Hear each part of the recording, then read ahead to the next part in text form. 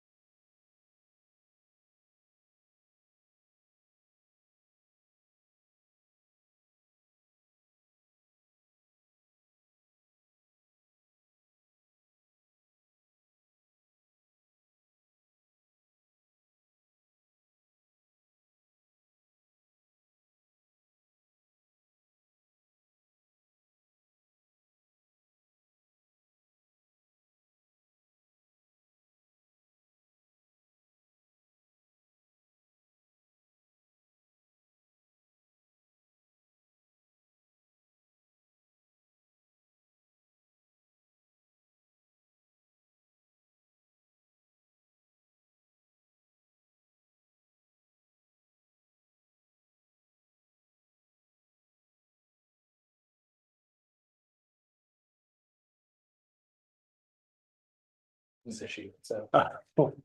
Yeah, so he's gone today. Okay, I guess he's not. Okay. here. Well. But that helps. before we start recording, No, I'm not.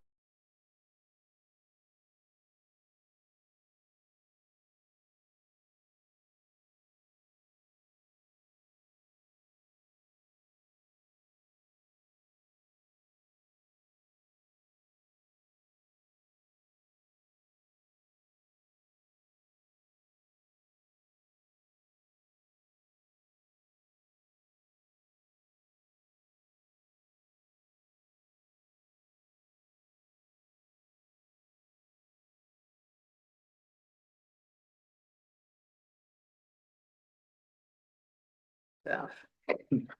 Okay, good to go? Okay. Good. I'd like to welcome everyone to the February 5th, 2025 Contwood Heights City Planning Commission work session. A couple of items to go talk about during our work session. The two business items are project ZTA 24005, which is a continuation from the January 8th Planning Commission meeting, and then project CUP 24-019 and SUB 24-008, which is also a continuation from the January 22nd meeting. So turn it over to you, Mike. Thank you. We'll acknowledge Ian is with us on Zoom tonight. Oh, great. Hi, Ian. These are both fairly big. I don't know that we'll get through it all in the work session. I'll just start talking. If you want to jump to anything else, cut me off and we can do that. And then we can just pick up where we left off in the business meeting. So I will start with an update on the text amendment, which is the gravel pit related project. We last reviewed this with the commission in the beginning of January, about a month ago. It continued until tonight. That meeting was just, as you'll remember, a background of how that project came to be, the background on how much of it is already entitled and approved. And then the subject of this actual text amendment and what that affects, which is just that condominium location on the site. And then we said we'd be back with some impact analysis and full recommendations in February, which is where we are tonight. I have that whole background slide. It's in your packet as well. If you have questions on the background of this and the original entitlement that it's gone through, feel free to ask that at any time. Just for context, though, this is the northern 21.5 acres of the gravel pit site, 6695 Wasatch Boulevard. The applicant and the developer of that site is Rockworth Companies. The ordinance that's impacted by the text amendment is PDD-2, which is the site-specific ordinance and development plan that was entitled in 2021. It applies only to this site, but it was codified as a unique zone. So amending that or updating it now requires the text amendment process. That's a legislative process, so you'll be acting as a recommending body that will ultimately go on to the city council. Slide, just some context here. You can see that dark blue zoning doesn't exist anywhere else in the city. It's that site-specific PUD2 zone. That northern corner of the gravel pit is what we're talking about. What was this zone previously? The same, that half-acre residential and forestry residential zone that's on the rest of the gravel pit, which was just a holdover zoning from decades ago in Salt Lake County. The development plan, this is background, but this is already all entitled, what you see on the screen. So this approval exists today. We're not talking about any of the site details other than a few details on the condominium building, but the overall development plan for that site consists of this mixed-use project that you see here. 7-story apartment building, originally approved at 325 units, now 300. Several retail commercial pads, some mixed use, multi-story pads out in the front, 5-story hotel, and then a condominium building. All of the buildings except the condominium building already received approval and entitlement for massing and height and unit count and density and things like that. When the planning commission reviewed this originally, the condominium unit did have a unit count. It was 99 or 100 units. The planning commission recommended approval of that, and then that unit count got removed just after city council deliberation and basically kicked down the road. The ordinance that was adopted at the time said the applicant will come back to entitle the massing and the unit count on that condominium building at a later date, and that's where we are now. I'll come back to this as I talk about some of the site impacts. It's way easier to see on the screen behind me. The projector doesn't show this very well. But this is just a site plan that shows the various natural and man-made constraints that this development has had to work around.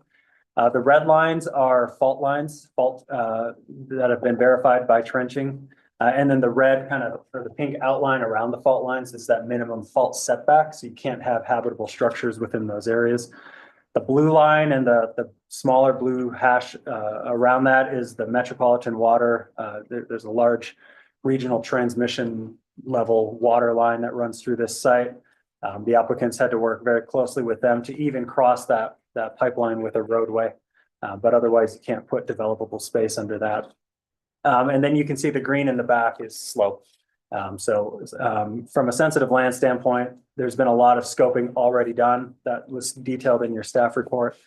But the numerous hazards exist, mostly created by fault hazard and slope stability hazards. There's others like liquefaction and debris flow and things like that that go along with that. But that's been all scoped and mitigated for much of the site. And then there's requirements that as each phase comes online, they'll do further site-specific mitigation and engineering and design to make sure these things are fully mitigated. Phasing plan, just so you have this, the subject of the text amendment tonight is the condominium building. That's the blue section in the phasing plan. What you'll see is phase 7. That's the last phase they anticipate developing. Their development plan also states that they'll develop according to this phasing plan. So that will start with the apartment building, continue with the retail pads and the hotel, and then end with the condominium building. Again, no changes to any of this, more just background, so you have that context. And then the landscaping plan there is also already approved. There's a lot of hillside reclamation that has to be done. They've spent about 2 years working with engineers in the city to get that reclamation plan to a point where it's been acceptable, and now that work is underway. This condominium building does not affect that, but will require additional slope stability as that section comes on. That also includes a hillside, public trail system that it's on that plan. It's kind of hard to see, but that was part of that original approval as well. Mike, while we're on this map. Yes, The road on the southwest side of the plat, yes. it was mentioned in the last meeting that road is not a part of the development, but is there an easement currently in place just for circulation reasons? That That one? Yes. Yes, so they have easement right to use that parcel. That's about where the driveway is right now that you would take to get to that ski shop that's out there. What the PDD 2 ordinance says is they will use this one as temporary secondary ingress and egress unless and until such a time where this development connects in with a larger transportation system on the southern property. But that has to be operational until a future connection is made. Are they going to do any enhancement to that in the interim, or is it just going to be more of a fire road? It's not a lot of improvement is anticipated. That will have to go through UDOT permitting, but they are aware of it. So anything that UDOT requires there, but they do have a right to use it. So Right. again, just temporary ingress egress. Okay, and then we get into the actual proposed text amendment, and I showed this last time as well. Again, impacting only the condominium pad there. Footprint and the location has already been established in the use itself. The previous or the existing ordinance just says that while it approves a use and a location for the condominium portion of this project, it is subject to further review by the Planning Commission, Architecture Review Commission, and City Council when it comes to entitling the unit count, density, massing, height, the actual physical building standards allowed for this. So that's the nature of their text amendment. Nothing else in that PDD 2 ordinance is proposing to be amended. So any standards that exist for the rest of the development, for the affordable housing requirement, for lighting, for signage, for geotechnical scoping and those requirements, that remains unchanged and will follow the same process that's already approved. So there's never been anything talking about or specifically to the condominiums for height or? There was. Okay. Yeah, so the original application included a 12-story, 99-unit building. Okay, The original site impact analysis was done with that size and mass of building in mind. There were renderings that were provided and reviewed by the Planning Commission with that building shown. The traffic study included those units. It was just, there were some questions on the council that would have taken even more time in that entitlement process. They had been in that process for about 2 years at that point and Right. said, we'll pull that out. We'll just do that later. so they didn't, so for clarification, and I apologize because I That's okay. wasn't at the January 8th meeting, so I apologize. Go for it. So this city council didn't actually ever reject the size, they just never finalized, I'm just for. Yeah, it was just discussion. The mayor at the time had some just general, I'd say philosophical concerns with building height as a whole everywhere in the city and, wanted more time to talk through it. I don't want to speak for any of them, but no, it was never voted on and rejected. Okay. It was just it came up about As a as that discussion. And Okay. before we presented it for action, the applicant just said, we'll just amend that. We'll do it later. Okay, thanks for that clarification. What are the heights of all the buildings in Old Mill currently? About 6 stories, And then Union Heights? or Union also Park? 6 or 7.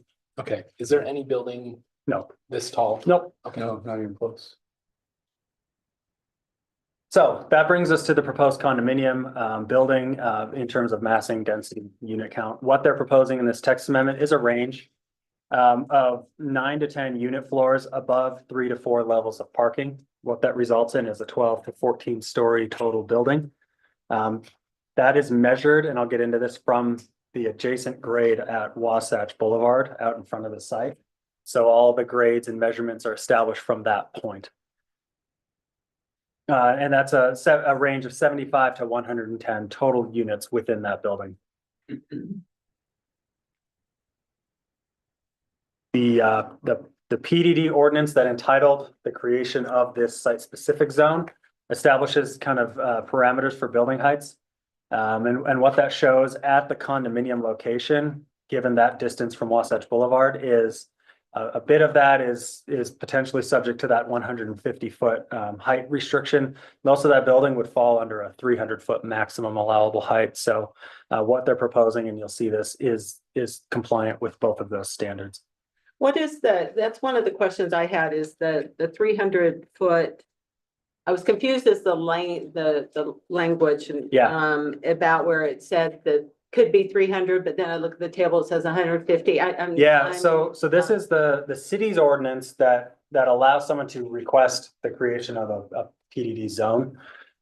Just specifically for the gravel pit, says if you're creating one of these zones in the gravel pit, we're measuring height based on elevation above Wasatch Boulevard and distance from Wasatch Boulevard.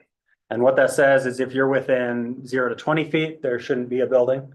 If you're within 20 to 50 feet, then your maximum height that you can ask for is 60, and that scales up. Okay. And it's all based on that horizontal distance from the Wasatch Boulevard, state highway right of way.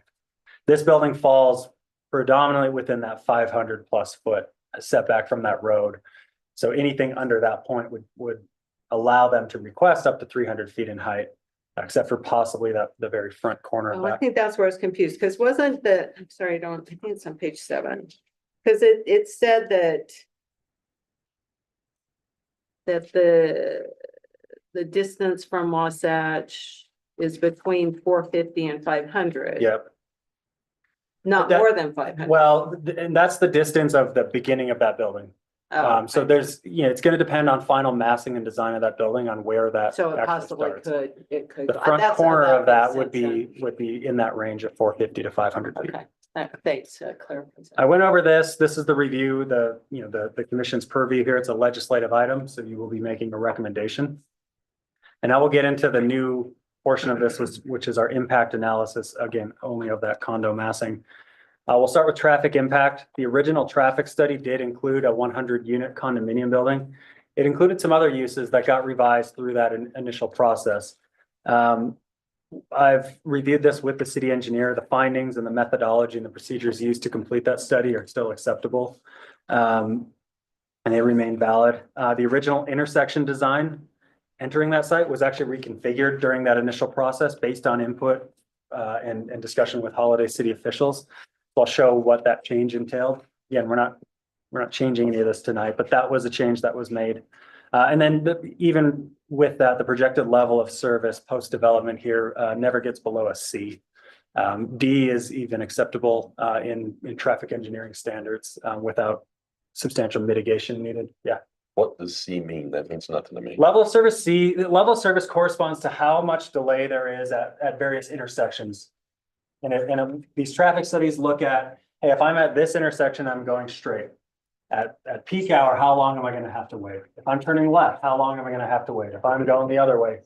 So the longer you wait, the worse the level of service gets. The intersection that they have pictured on, I don't know what page it is, it says gravel pit development, is one that's gonna be new.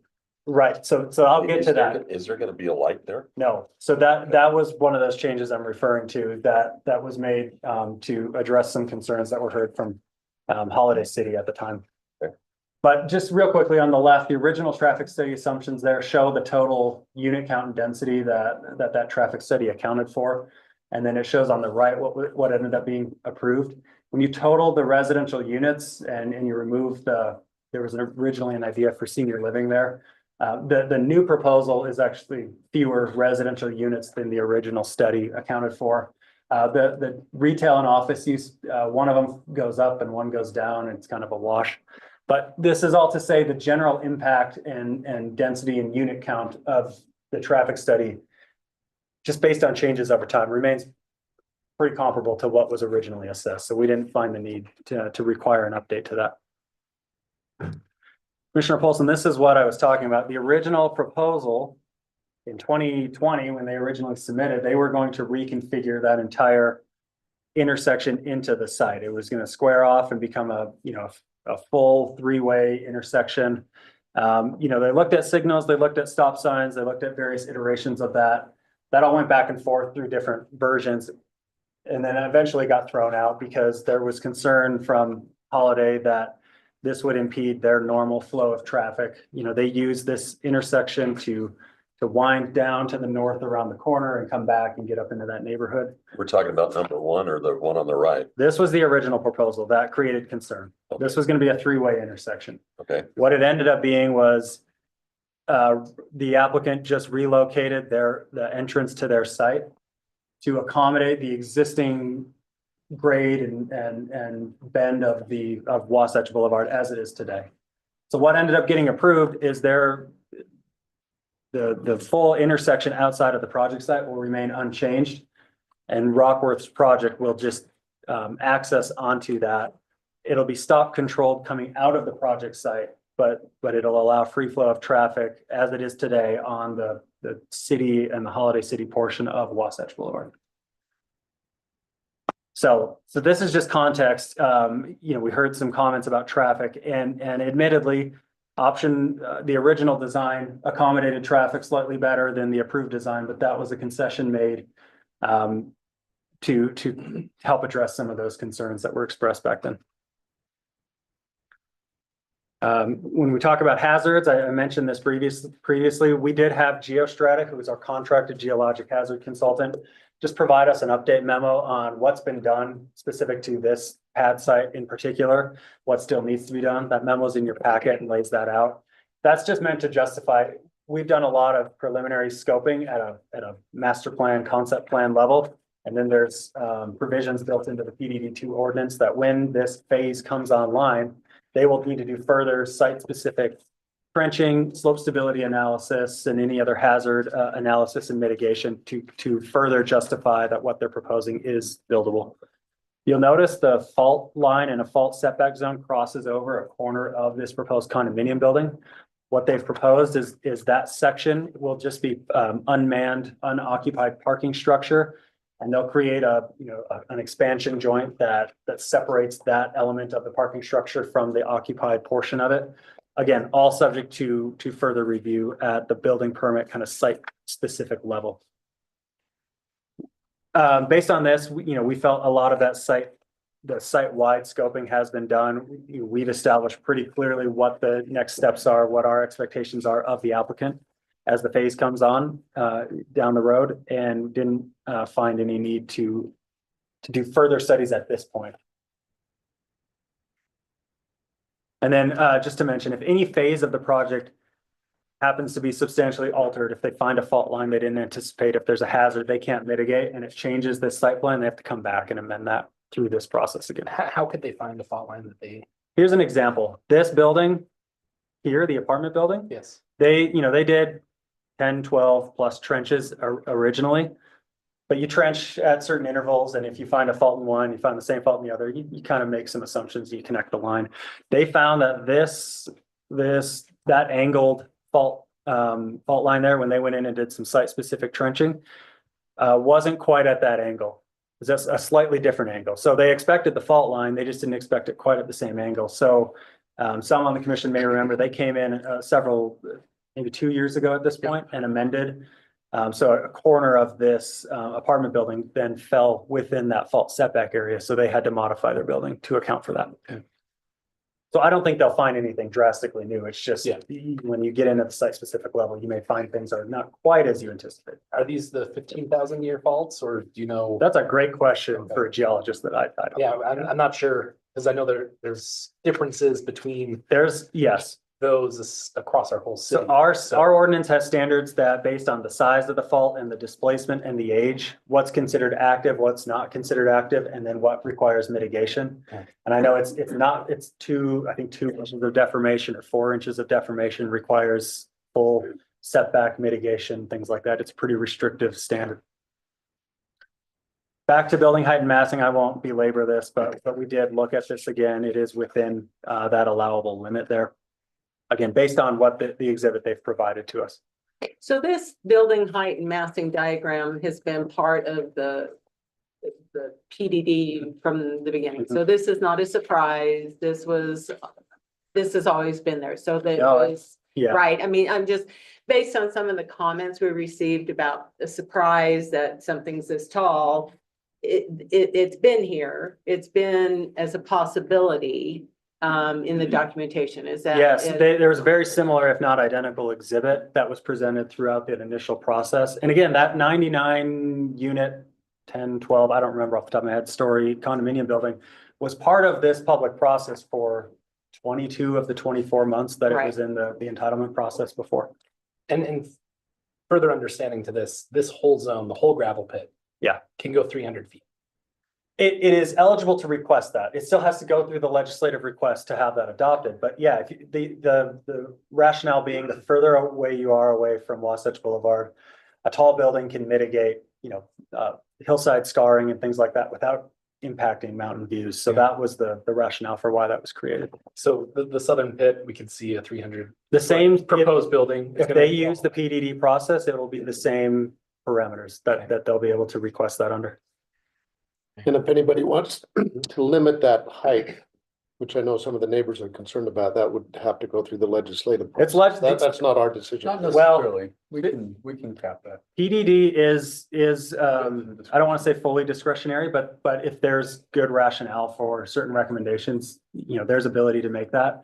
That would come in the form of a recommendation from the commission and then final decision by the council. And I'd imagine the whole scar roughly goes up to that 300 feet. Or more, yeah. That's a Depends on where distance. you I are. mean, we had lengthy discussions about that historically, just to provide context. And I mean, the conventional wisdom was that, we're not trying to protect individual people's view sheds per se. And that typically in Utah has not been something that's been protected by law. However, the idea that when someone's driving up Wasatch Boulevard, that they can see the mountain and that they're not going to see the scar, that we feel like there's precedent in the state and in other adjacent states that's happened, but it's usually with that idea, Sean, that from where you're sitting and you're looking up there to the point that Mike's making, if you push it back further, there's some discretion in terms of height, but the guiding principle was always cover the scar, but don't block people's view of the mountains. No one's going to appreciate whoever it was that puts us something that blocks everybody's view of the mountains as they're driving up. This was requested by the commission last time. This just shows, tries to show the grade of the adjacent neighborhood and roadway, Gun Club Road and the northern neighborhood in comparison to the maximum elevation of the proposed condo building. Are there elevation marks on that contour? There are, we've tried to mark them in red here at specific points. I'll interpret them for you too. Thank you. On this rendering here, this top elevation is showing at 4958. That's just a elevation above sea level measurement. But 4958 is that high point elevation on that rendering. That corresponds to this line on the map. So to the east up Gun Club Road. Gun Club's very steep. It picks up a lot of incline pretty quickly. But the top of that building would be level approximately with that home that sits up to the east of this site. So we looked at the nearest homes in Holiday just to try to visualize this impact. Gun Club Road, out in front of the one or two properties that actually front on Gun Club Road. Most of them don't. They front on side streets or internal systems.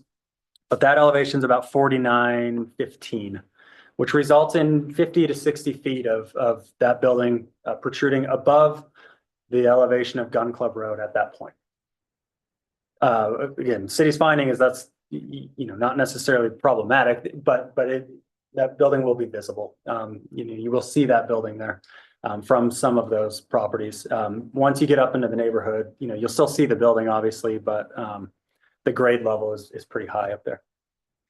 The maximum building height, again, 150 to 300 feet at that, 450 to 500 feet away from the state portion of Wasatch Boulevard. The applicant's exhibit shows the building at 126 feet. If we take the the floor measurements of the parking structure and each unit floor, and we maximize the max that they're proposing, that would result in a 144-foot building. The six-story office buildings are about 80 to 90 feet in the corporate center. Just, floor heights are a little different, so, but those are 80 to 90 for context. Our finding is the height proposed is much less than the maximum allowed. It's also what was originally reviewed and supported by the commission and by the Architecture Commission. The applicant has limited ability to modify or relocate, the condo units and that footprint, both due to what's already been entitled in terms of use and location, but also due to the constraints on that site. And then this level of building height and intensity is admittedly unique for the city, but it is supported by the city's Wasatch Boulevard master plan. And I've just got some excerpts from that talk about within that plan that talk about the gravel pit area. And the overview is the gravel pit area is envisioned to become an intensely developed area that merges city-like qualities with unique mountain settings. I won't read that whole thing. We've got elsewhere in the plan, gravel pit developed as a walkable urban place, and then a bunch of different examples of photographic renderings from the Wasatch master plan that illustrate the type and intensity of development that could be anticipated and supported by this site. So that is part of the rationale for staff's recommendation of approval of a building, even though it is much taller than other buildings in the city and a little bit unprecedented in that regard. It is supported by our plans, and this site, frankly, is very unique compared to any other site in the city. I do want to reiterate one thing that we do keep hearing. There's no access from this development onto Gun Club Road. There's no, it'll all be a reclaimed engineered hillside there, but there's no vehicular access onto Gun Club Road. There's a trail system, once we get into that, the neighborhood wants trail access up above there to be able to use that. We certainly can explore that. We also don't have to, but there's no vehicular access onto the site directly onto Gun Club Road. It's all onto either the local Wasatch Boulevard or the state Wasatch Boulevard. Beyond that, I've got model motions and that's it for that one. Questions before I keep going? Did they update the traffic study in the last 6 to 12 months? No, No, so this is no, the but we original. reviewed it and found, the findings are still valid. Okay, wonderful. When was that traffic study done? 2021, Okay. somewhere in there. Great. I know there was a lot of questions about that, but Yeah, timing had shifted a little bit, so. it has some of the underlying models that you use as the basis for those traffic studies changes a little bit, but there is so much capacity on SR 190 there that, at a level of service C, it's not like it was barely passing before and now things have changed and we got to reassess. It was, substantially compliant. Will we, when the site, the condominium plan is finalized from the developer point of view with the exact number of parking spots and all of that. Actually, let me back up. What is there a requirement for a number of parking spots? There is, it's like 1.2 stalls per unit or That is the something like requirement. I that. read that in the, but I Yeah. didn't know if that was. Yeah. Okay. And they're not requesting a waiver from whatever the city standard is for a condominium of that size. They'll have to meet that. So the intersection that they're proposing, if I'm hearing it correctly, is the stop sign. Is that Yeah. right? Stop controlled from the project outward. Yeah. So if there is delay and backup, it will impact this project. It won't impact the Wasatch. Wasatch Boulevard. And then that secondary access has to be up and functional as well. Was there ever any discussion about, I'm trying to envision it, about no left turn? There were a lot of discussions on where to put stop signs and how to resolve all the concerns that we were hearing. This is where it ultimately ended up. It was a full stop intersection. It was one stop sign. It was two. We did the rounds with a lot of different versions of it. In their study, did they use the same parameters that we've done for the old mill, about 7 trips per day per unit? It did, I don't know off the top of my head what they assumed for trips per unit, but it followed all the, the standard projections that are required for these traffic impact studies. I could check that. It's also posted on the project website. So that whole traffic study from back then is publicly available. Can you help with the kind of thought process of why the one on the left side? did not continue to move forward and, you know, why we kind of ended up with the approved intersection design? The residents of Holiday did not want to be limited in in the current traffic flow that they currently experience on that road. They wanted essentially priority to be able to use this as they use it today. There's an olive branch to Holiday.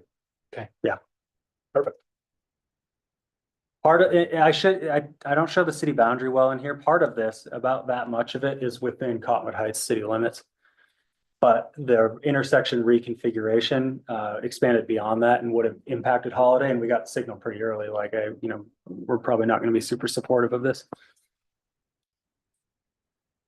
Any idea how long before there will be another exit from this development?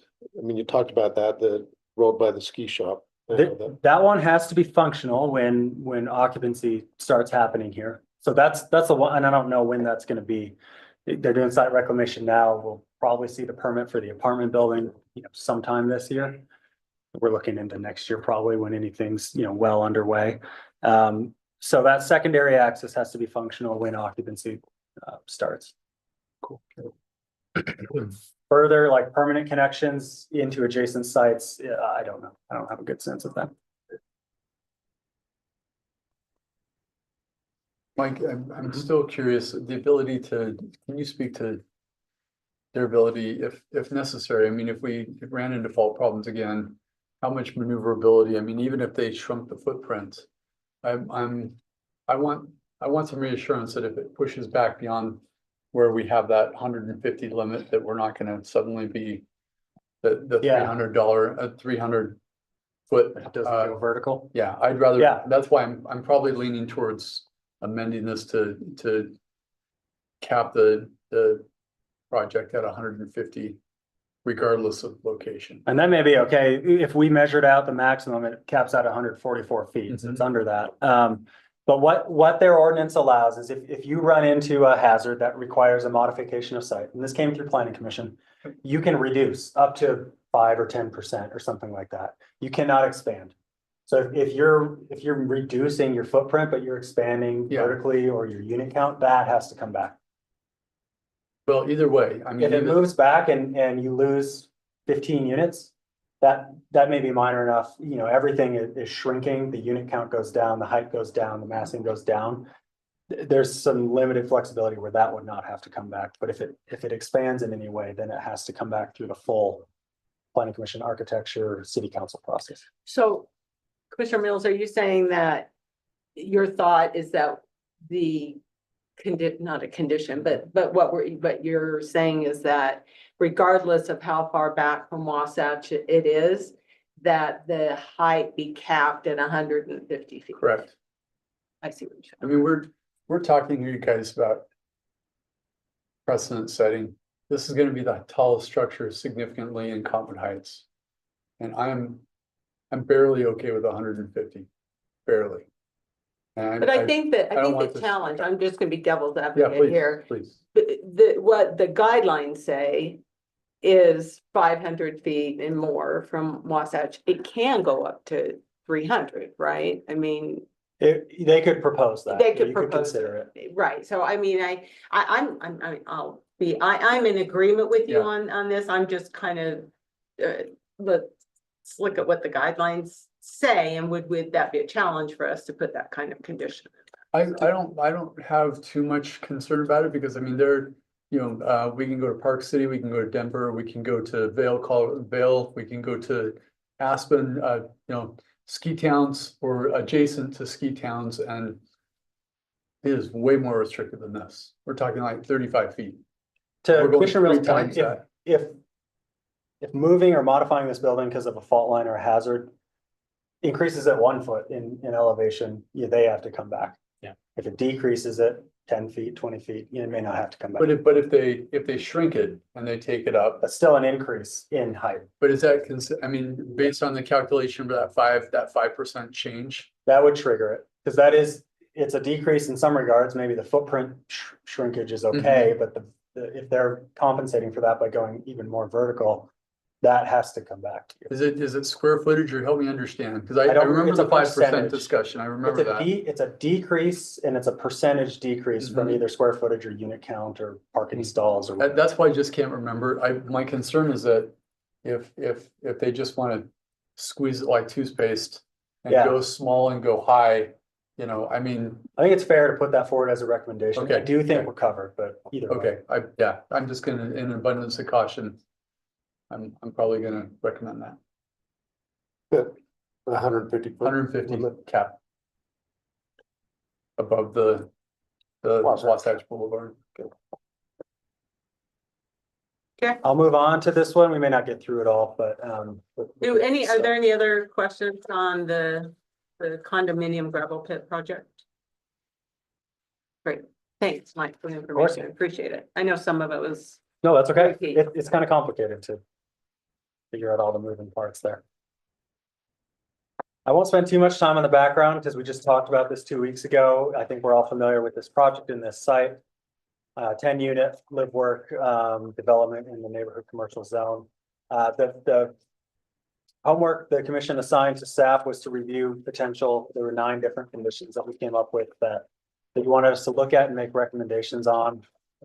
Given the context and the authority we have regarding conditional uses from the state code, and give you our input on whether we think conditions are reasonable to mitigate what you brought up or not. Shane's also here. Shane weighed in and provided a lot of good input on that staff memo that can answer any other questions you've got. Those conditions are here. They're listed here and summarized. I've got a slide on each of them, so maybe I'll just jump right into that. I did want to note, though, this came in after the staff report was distributed. This came in Monday, I think, at some point. The applicant did provide a resubmittal that did modify the site plan somewhat. Instead of 10 units, there are now 9. There's some additional parking to accommodate an accessible parking stall. And I know the applicant is prepared to walk you through the changes that were made and address the various conditions that you discussed.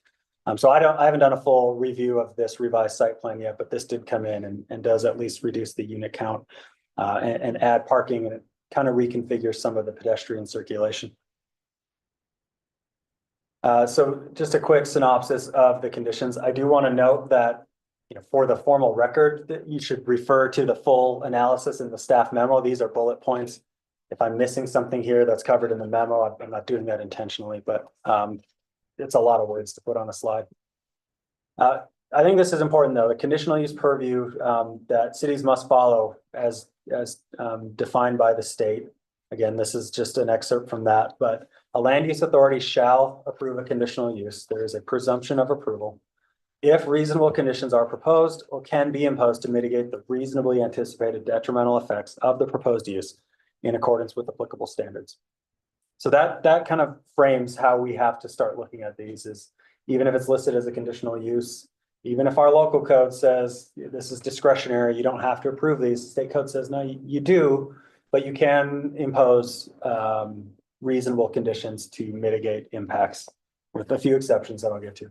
Mike, maybe I could just Yeah, jump in and say, please. the Utah Property Rights Ombudsman, who's a state official that is charged with helping landowners and neighbors and governmental entities play well with each other. Concerning conditional uses, he says, in other words, when considering conditional uses, the question is not why allow the use. The question is why not allow the use. So this is the law. The city has no inherent land use authority. Everything we have comes from the state of Utah. And this defines what authority the city has in the conditional use arena. Thank you. Appreciate that. Another note is the requirement described above to impose conditions that reasonably mitigate impacts does not have to eliminate that detrimental impact. Just has to reasonably mitigate it. Doesn't have to make it go away. If a land use authority proposes reasonable conditions on a proposed conditional use, the land use authority shall ensure that the conditions are stated on the record and reasonably relate to mitigating the detrimental effects of the proposed use. And then only if the reasonably anticipated detrimental effects of a proposed conditional use cannot be substantially mitigated by the proposal or imposition of any reasonable condition, then may a land use authority deny the conditional use. And I will say, just from practice, that's very, very rare and difficult to do. So I know there's frustration probably on all sides of the table with this issue and the limitations that we're governed by, but it is important because this does drive administrative land use decisions, which this is. So we'll go quickly through these conditions and again, can pick up where we left off in the business meeting. The first was a request to explore deed restriction or licensure requirement. Our analysis is the basis of this concern or perceived negative impact is more due to the lack of clarity in our code in defining what live work actually means than any outward potential impact that it has on the ground. And that this is not necessarily a negative impact generated specifically by this proposed development and is more valid concern generated by the lack of clarity and definition in the city ordinance. So we would recommend with this that it doesn't affect this project, but pursuing a legislative amendment to define what live work unit means a little better, rather than try to create that definition on the fly via imposition of a condition of approval. And just a side question to that, what starts that process of having language reviewed and modified? And I mean, I know it comes through here and then it goes to the city council, but I think staff would initiate, we do these periodic updates of Title 19 to deal with this. I mean, Title 19 is hundreds of pages long and we've been at it for 20 years now, but there are always little things that crop up. Gee, didn't think of that. Oh, so that's why we do these periodic code updates. And I'm sure that this is going to go on staff's list of something to address. Probably higher on the list. Well, because that's kind of my question is how does that become the priority, a priority, Sure. you know, evaluation. So. Yeah, there's sometimes you don't know what your blind spots are until something's in it. And this is, it's a valid concern that we don't necessarily think rises to the level of being able to mitigate on a specific project basis, but should be addressed in a code. And I think there's more information in the staff report to when something's not defined in code, there's procedure for how we define that. We use a document called the Planner's Dictionary. We have to use a reasonable interpretation that finds in favor of the landowner or the applicant or developer.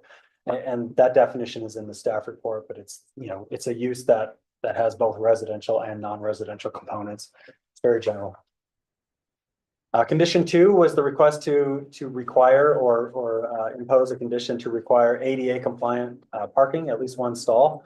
This is a valid condition in our finding and a code requirement regardless. I consulted with our building department on this, who the city uses Sunrise Engineering for that. First of all, city code requires one ADA stall per 25 stalls in a parking lot. If that has 2 stalls or 24, you still have to have one ADA stall. That ADA stall can count towards your required parking. The applicant in this case has chosen to add an additional one. And then the minimum dimension has to be 13 by 20 at least, or as otherwise required by the ADA code and requirements. Our contracted building official also gave me the input that a live work building in a commercial zone may also be subject to various standards of the International Building Code rather than the International Residential Code. If this were purely a townhome project or, you know, lower density residential product, it's governed by the IRC, the International Residential Code, subject to less restrictions and standards in some of these areas. The IBC is more restrictive and it could require, and it's based on final architectural design and, you know, the floor plans and the layouts, but could also require ADA compliant restrooms in those commercial areas, potential elevator access in at least one or some of those units, and fire suppression throughout. So it kicks in this commercial code requirement that, you know, in a roundabout way, not tied to this concern, but does start to address, hey, if this is a commercial use, or at least partly a commercial use, there are some commercial standards here for accessibility that could very well apply. Do we feel comfortable that they're meeting those IBC standards? It's based on final, I mean, that's something you catch in building plan review. You know, once you get full engineered and architecture plans for the actual units themselves, It's more detailed than what they've currently provided. What we mentioned last time is if any of these in that process would trigger a modification of the site plan, they would have to come back through this process and get that reapproved from you. So if this is, if we're talking about the work component here, they need elevators, they need, Potentially. and what's the potentiality? So It's a good question. The building official said it really is dependent on how the architect designs these units. But he said fairly confidently, the IBC will apply to the extent that it applies is based on that design. I get concerned if we're gonna use this live work definition and we're using that's gonna be workspace. We should treat it like it's gonna be a workspace. That's certainly the input I've gotten. Other than I can't give you bullet by bullet list of exactly what that entails, but that it does entail IBC review instead of So- IRC review. Okay, I'd like for us to be as specific as you feel comfortable from the staff standpoint that if that we adhere I to think, that. I think Yeah. it's saying that this would, as all buildings have to adhere to the appropriate code, right? I mean, so I don't But think, the last project we did on Fort Union, I don't think we addressed this. It's a good question. That was in a commercial zone. I don't know off the top of my head if that went through the IBC review or IRC. Just based on how things are laid out, I'm pretty sure that it's not ADA accessible. And I don't know, building code has been updated, the cycle has been updated from that time to this time, so. Yeah, well, they're stairs galore, they're not elevators, they're not dedicated handicap spots. But personally, I feel better about putting a condition for IBC on this versus IRC. And just making sure that we're checking all those boxes, if you guys are comfortable with that. I feel great about that. Yeah. Condition 3, the desire to make sure trash management is done internally, that there aren't bins placed out on Bengal Boulevard. In our analysis, this could be a valid condition as well. The finding being the obstruction of, started as a concern of 20 bins, but 10 plus bins based on the applicant's narrative of, the provider and the bin size and things like that. And recycling being less frequent, 10 plus receptacles in the public right of way along a property that's only about as wide as 2 typical residential properties. There are other residential properties on Bengal. They do put their trash bins out on the street. But a standard single family lot is about 70 feet wide. This is about double that. It's reasonable to have 1 or 2 bins per 70 feet, to have 10 plus per 130, 140 feet. safety. is definitely- There's merit in imposing a reasonable condition here. Mr. Polson. Well, they don't have that. If you look at the curb that's available to put the trash cans on, is much less than that. You've got a 26-foot driveway that has a curve to it when it comes out, so that decreases it. And you've got a curve adjacent to the street just to the west. And so they really don't have room for 2 cans per 9 units. They just don't. Yeah, the property boundary is, we were just basing it on that, but you're right, there's some physical limitations to that. Regardless, we find that this is a valid thing to impose a condition on. We also find that the specific internal method is more subject to a proposal by the applicant. What do they come back with to show that they've mitigated this, rather than us saying, you have to have a dumpster or you have to store your cans in your house and have someone come pick it up from you. The methodology should be determined by the applicant and presented to you. Well, and I think setting up the precedent, because a lot of those buildings were built well before the city was a city. And I think that these types of infill developments are going to be popping up, similar to what was happening on Fort Union, similar to what we have here. I think we need to make sure that we're creating thoughtful developments that are going to make it a positive opportunity for people to live and eat and be there. Yeah. So. I do want to note, if a dumpster is utilized, there's a neighborhood commercial code requirement that has to be 50 feet from an adjacent residential zone or use. That is, both properties to the north and to the east would create a 50-foot buffer between those property boundaries and where the dumpster goes. The plan that they resubmitted doesn't address the exact methodology of this, so I don't have any further information on that, but a dumpster would really restrict site circulation and layout from what's been shown. So then what I just heard was it has to be 50 feet from the property line on the north. A dump, if they choose a dumpster. Yeah, yeah. If they chose to drive a truck down the middle road and pick up cans, that's different, but No, I got the that. trash enclosure, yes. I want to clarify, I thought that with that he described that there was only one can, they didn't do the recycling and the garbage, but it was. What? One Yeah, that they were using. Yeah, you're these right. because they were required, they were compelled to do a private, and so rather than the two that's typical in the city, that there was only, Yes. they were only gonna be allowed one, so we're talking about 10 now, 10. 9. Well, it would be 9 cans. If they're gonna recycle that, it would be 2 cans. what Sure, was, so- what was stated by the applicant is Ace picks up recycling On a different monthly day. or every other week, and It's it's on a every other different week day. I've talked to them. Uh-huh. But on a different day than trash. No, collection. they say that they would rather pick it up on the same day. I'm just telling you Yeah, what that's Ace fine. says, not what he says. That's fine. The takeaway here, staff supports a condition. We think this is reasonable, a reasonable thing to mitigate. But how are we mitigating it? I'm losing. You're asking them to come up with an internal trash collection plan that On-site. doesn't, On-site. yeah, on site instead of on the public right of way. Right, okay. Yes. Condition 4 was regarding installation or not demolishing the existing western boundary fence along Oak Shadow Drive. This is a valid condition as well. Mitigates the concerns of privacy, a barrier, and impact to adjacent residential cul-de-sac. So we would suggest that materials, design standards, fence dimensions, and clear view and things like that be governed by the city's fence standards. You just leave that to be determined by city code. But it's reasonable to ask for a fence. I do believe the applicant stated in his presentation that they would just leave the existing western boundary fence, but you could condition that as well. Condition 5 was to require a no parking sign on the adjacent church-owned private property. Staff does not recommend imposing this as a condition. That would be imposing a requirement on another private property. That church parking lot has the right to install property signage and regulate that as much as they want. They can work with this applicant if on putting signs up, that's fine.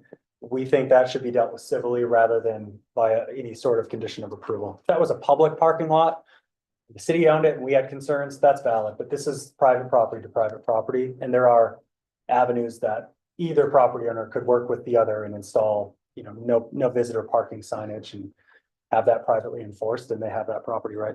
I appreciate you clarifying, and I just, as the one who made that condition, my intention was not that we require, but simply that there was encouragement to Sure. that Yep. good neighbors and we can completely withdraw that condition. I just Yep. am hopeful that they will communicate, and whoever pays for the sign, that there's some intentionality to encouraging them to communicate. Yep, great. Withdrawn. Condition 6 was looking at restricting overnight parking on Oak Shadow Circle. Staff finds that this is potentially a valid condition to mitigate the concern of restricted access and visibility. Oak Shadow Circle is the only means of ingress and egress, accessing those, the handful of homes that reside there. It's not the widest public street, it's not the narrowest either. It can accommodate on-street parking, but if you had a constant on-street parking on both sides, that could create some visibility and access concerns. With the caveat and the understanding that this condition and imposition of this would restrict not just visitor parking to the live-work units, but all public parking along whatever area that restriction was imposed. So that would need to be weighed prior to making that recommended condition.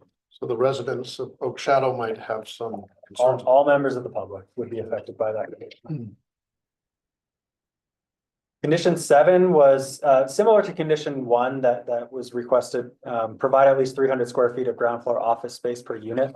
It's the same analysis I provided on that first one. The basis of this is more due to lack of clarity in our code than an actual negative impact created by something that's less than that. So we would recommend a legislative update, but not necessarily a condition. Condition 8 was to provide enhanced pedestrian amenities. I talked with the city engineer on this. We looked at trip generation. A lot of this was safety concerns by traffic and traffic flow and things like that. So to try to quantify what that anticipated traffic flow will be in comparison to what it could have been with a bank of that size, we did that analysis. The traffic study that they submitted anticipates 67 daily trips. at peak hours, 4 to 5 trips in and out of the one driveway. The ITE, International Transportation Engineers Trip Generation Manual. For a 2,300 square foot financial institution with a drive-through, anticipates 350 daily trips with much higher AM and PM peaks, in 2 different drive aisles. So based on this analysis, we couldn't come up with a condition that would warrant some sort of substantial increase in sidewalk size or enhanced, buffering for bike lanes or anything like that on the basis of traffic creates the issue. The traffic impact is actually probably much less than if that bank were operating at full capacity. However, we do think it's reasonable to request or impose a condition that creates some demarcation, some signage, a crosswalk, something across that drive and entry for the actual live work development, so that people coming in and out of that know, hey, watch out for pedestrians as you're crossing here. If you want to go even a little further than that, you could ask for some clear view standards to make sure landscaping doesn't create an obstruction. So people coming to or leaving this site can reasonably see to their left and right and see if there are pedestrians coming. On top of that, as part of any development, we'll assess the current state and condition of the sidewalk, curb gutter, bike lane in front of this project. If updates or repairs to that are needed, that will be part of this as well. I think maybe we should wrap up. Sure. there Oh, yes. And finish up, reviewing the rest of those. Before we break, I want to just say big thanks to staff and to Shane and everyone for all the work on both of these projects and the information and analysis and research and getting us this information. It's great. So thank you. So on that, Motion to adjourn. Second. great. Thank you. All in favor?